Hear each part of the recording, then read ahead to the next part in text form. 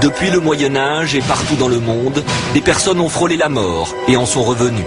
Elles décrivent par la suite une expérience particulière qui s'est produite alors qu'elles étaient inconscientes.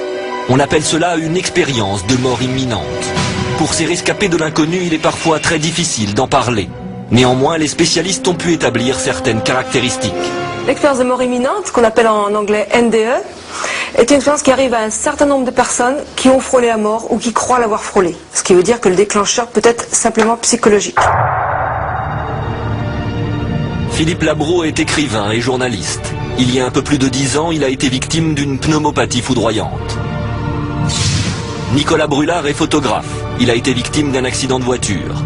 Leur point commun, ils ont tous les deux vécu cette expérience plus que troublante. À l'âge de 20 ans, j'ai eu un accident de voiture, ce qui m'a provoqué un arrêt cardiaque et respiratoire. À partir de ce moment-là, j'ai fait un voyage fabuleux. En fait, j'ai pas de mots pour l'expliquer, mais en fait, je suis sorti de mon corps. Je me suis senti deux moments assez insolites, assez même extraordinaires. D'une part, sortir de mon corps. J'avais l'impression que je me voyais. Je ne peux pas le décrire autrement. Mais je me voyais livide, hâve, gris, sec, l'œil fermé, avec le tube dans la bouche. Personne ne m'avait décrit comment j'étais. Première phase, première étape si vous voulez, c'est l'impression d'être en dehors de son corps, de sortir de son corps, et la plupart du temps, il se trouve au plafond. Ils voient les choses d'une situation haute. C'est-à-dire qu'ils peuvent se déplacer et décrire des choses qui, a priori, est impossible à voir de l'endroit où se trouvait leur corps inanimé. J'étais là dans mon lit et j'ai commencé à flotter. J'ai décollé gentiment jusqu'au niveau du plafond. Là, je me suis retourné, j'ai vu mon corps inanimé avec le personnel soignant et le médecin qui faisait le nécessaire. Puis j'ai retraversé les murs, des plafonds et je me suis retrouvé dehors. Oui, c'est un peu comme une caméra. Oui, une caméra qui fait ce qu'on appelle une vue en plongée. Oui. Ça, c'est l'impression que je retiens.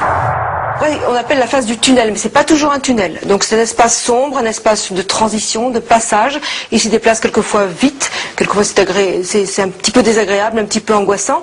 Mais au bout de ce tunnel, il y a une lumière. Et cette lumière est très attirante. Donc plus ils vont vers cette lumière, plus elle grandit, puisqu'ils s'en rapprochent, si vous voulez. J'ai le souvenir d'une lumière aveuglante et néanmoins pas douloureuse. Mais ça a été un moment de bienfaisance totale. J'ai eu l'impression de rentrer comme dans un tunnel et cette lumière grandissait de plus en plus jusqu'au point de m'englober complètement. Il peut y avoir aussi des rencontres dans cet espace. Des rencontres qui sont de deux types. Soit des proches disparus, un grand-père, une tante, qui vient leur délivrer un message, leur dire quelque chose, par exemple ton heure n'est pas venue, il faut que tu repartes, ou bien des entités qu'ils qualifient de spirituelles. Tout le monde peut vivre une NDE, simplement certains s'en souviennent et d'autres pas, ou certains l'ont vécu, ou d'autres pas. C'est comme pour les rêves, on sait que tout le monde rêve toutes les nuits, mais certaines personnes s'en souviennent et d'autres pas. Rêves, hallucinations, expériences paranormales, la science ne peut l'expliquer, mais les millions de témoins qui auraient entrevu la mort en sont revenus bouleversés.